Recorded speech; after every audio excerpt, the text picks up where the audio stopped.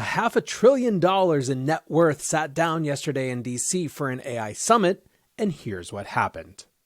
Welcome back to the AI Breakdown. The biggest event in AI policy this week was undoubtedly Senate Majority Leader Chuck Schumer's AI summit. Today we're going to talk about everything that happened, or at least what we could ascertain given that it was behind closed doors. But let's start off just with a recap of who actually participated. As Bloomberg's headline blared, this summit had about $500 billion worth of wealth, $550 billion in net worth in a single room. That included Elon Musk, Bill Gates, Mark Zuckerberg, Jensen Huang, Eric Schmidt, and so many more. Now, as we noted yesterday, the meeting also included people from the world of civil rights, organized labor, and a number of other sectors, but it's hard to deny that the featured headliners of the discussion were the big tech billionaires themselves. It sounds like from the reporting that there was quite a bit of tension in the room. Part of that was about disagreements around policy, and part of that was personal. For example, according to people who were in the room and then reported it to Bloomberg, there were fairly significant disagreements between Zuckerberg, OpenAI CEO Sam Altman, and Bill Gates around the risks of releasing models as open source. And there was also apparently a tense moment between Berkeley researcher Deb Raji and Tesla CEO Elon Musk, where Raji accused Musk of downplaying the concerns that many have around AI-powered self-driving cars. Bloomberg also writes, apart from policy disputes, there was also personal friction among some of the attendees.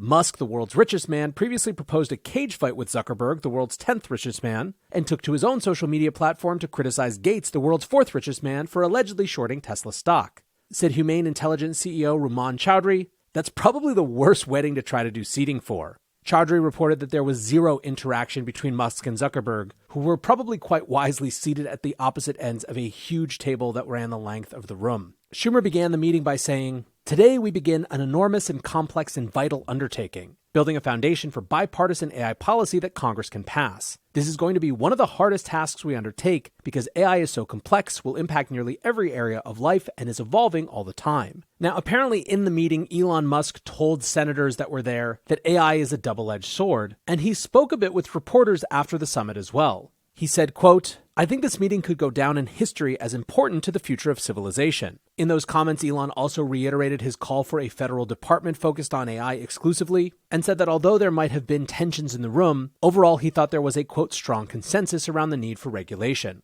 Fortune reported something very similar from meeting organizer Chuck Schumer. The recap piece they ran reads, Chuck Schumer says he asked Musk, Gates, and others about whether to regulate AI. Quote, "Every single person raised their hands." As Fortune puts it, Schumer's basic point is that Congress should do what it can to maximize AI's benefit and minimize the negatives, whether those be, quote, enshrining bias or the loss of jobs or even the kind of doomsday scenarios that were mentioned in the room. And only government can be there to put in guardrails. Musk agreed, saying the key point was really that it's important for us to have a referee. It was a very civilized discussion, actually, among some of the smartest people in the world. End quote.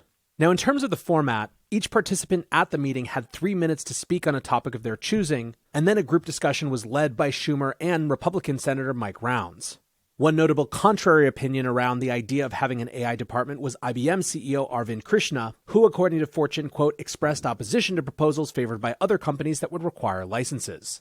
Now, for all of the potential positivity, there is very clearly not consensus in Washington, not only on how to legislate, but about how to even go about the process of figuring out how to legislate. Politico ran a long piece in the wake of the meeting called "Senate Starts to Fracture Over How to Govern AI." Notably absent from the meeting was Republican Senator Josh Hawley, who alongside Democratic Senator Richard Blumenthal has just introduced their own legislation that would, among other things, require big tech companies to seek licenses for AI systems that are more powerful than what we have today. Hawley said that he would not attend what he said was a, quote, giant cocktail party for big tech, and continued, "I don't know why we would invite all the biggest monopolists in the world to come and give Congress tips on how to help them make more money and then close it to the public." Going back to that Politico piece, it begins, "Cracks are starting to emerge in the Senate's approach to regulating artificial intelligence, its top tech policy focus of the fall. One concern brought up around process was the speed of action. Richard Blumenthal, one of the sponsors of that legislation we just mentioned, told Politico, Congress operates at the speed of molasses in sub-freezing weather. We need to operate at light speed on this issue.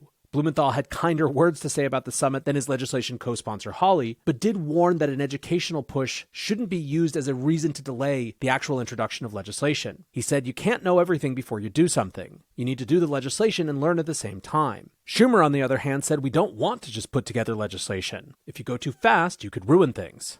Now, you'll note here that some of the standard party lines aren't exactly being held up. Schumer and Blumenthal both come from the Democratic Party and are clearly taking very different approaches to this issue, while Senator Josh Hawley is taking a much more antagonistic tone towards big tech than many of his GOP peers.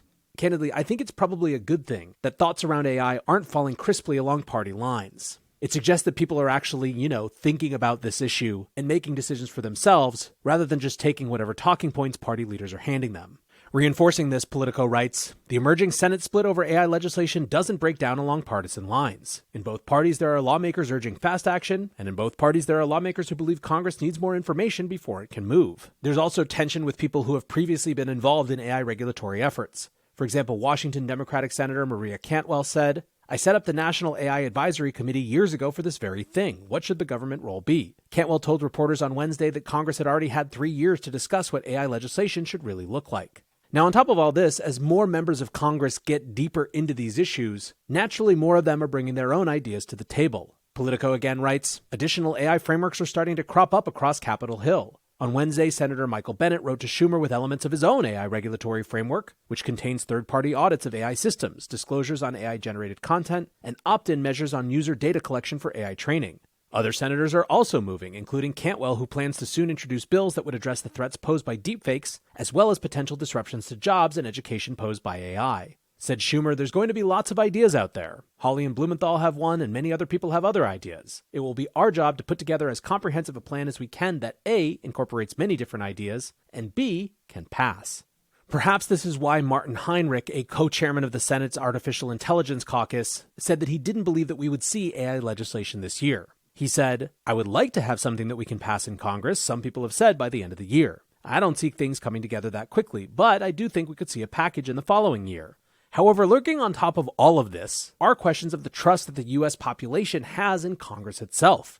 Wired yesterday wrote a piece, the U.S. Congress has trust issues. Generative AI is making it worse. Senators are meeting with Silicon Valley's elite to learn how to deal with AI, but can Congress tackle the rapidly emerging tech before working on itself? The piece reads, there's a problem, though. Schumer's facilitating the wrong conversation. As generative AI is poised to flood the internet with more and more convincing disinformation and misinformation, many AI experts say the top goal of the Senate should be restoring faith in, well, the Senate itself. Dan Mintz, chair of the Department of Information Technology at the University of Maryland, said, the government is, in my opinion, based on a belief in process over a result. That if the process is equitable, we'll live with the results whether you agree with it or not.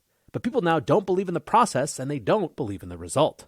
Now, one point that the Wired piece does make, which I think is notable, is that while people have genuine concerns over closed-door meetings and the American population not being able to see what's going on behind those closed doors, the bipartisan group of senators that participated in 3 private all-Senate AI briefings this summer would suggest that there is some seriousness here with actually engaging with the issues. Basically, as Wired points out, most hearings aren't really about senators learning about an issue. They're a chance to use one's 5 minutes of time to drop a nice little bomb that hopefully makes for good content for YouTube and social media. In that way, the fact that these conversations are happening behind closed doors suggests that they may actually be better optimized for learning. But of course, that still hasn't stopped many people from being worried that this will be a trend in how AI policy is made. The AI Now Institute tweets, there's a real danger in developing AI policy behind closed doors where industry outnumbers civil rights orgs, unions, and critical thinkers. If this convening is an indication of where Congress is heading, we risk entrenching big tech corporation power to the detriment of the public. Elevation Partners co-founder Roger McNamee had a slightly crisper way of putting it.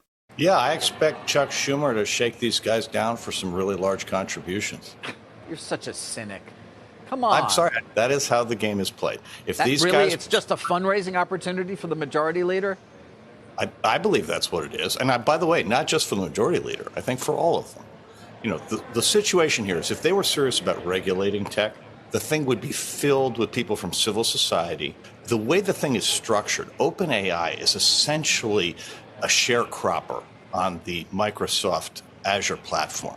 And at the end of the day, most of the profits from whatever gets done by OpenAI are going to be captured by Microsoft. They really have all of the purse strings here. In many ways, I think the question comes down to what extent this meeting was representative of a goal to give senators the chance to hear from these tech CEOs in a context in which they might be more real, for lack of a better term, by removing the cameras from the room, by removing the public eye from the room. Could members of Congress actually get more raw and unfiltered perspectives that ultimately will be better useful for figuring out how to write the right rules of the road for this new technology category? Now, the cynical view, of course, and the concern expressed by the AI Now Institute, is that instead, this is representative of regulatory capture and big tech getting to leverage their power and wealth to dictate how the rest of the world has to run. I think that on this front, the two answers are: one, we'll kind of have to wait and see around which of these polls it really is closer to. And two, let's not forget that it's election season now. And the American public who has strong feelings about these issues, if they have strong feelings about these issues, gets a chance to make those feelings known. In any case, what is undeniable about yesterday is that it shows just how significant AI is in the U.S. policy agenda. This is not a fringe issue. This is frankly not just an emerging technology issue. It's an issue which senators and members of Congress are rightly seeing as touching basically everything that we do as individuals, as an economy, as a society, as a whole. Interesting times indeed. Thanks as always for listening or watching, and until next time, peace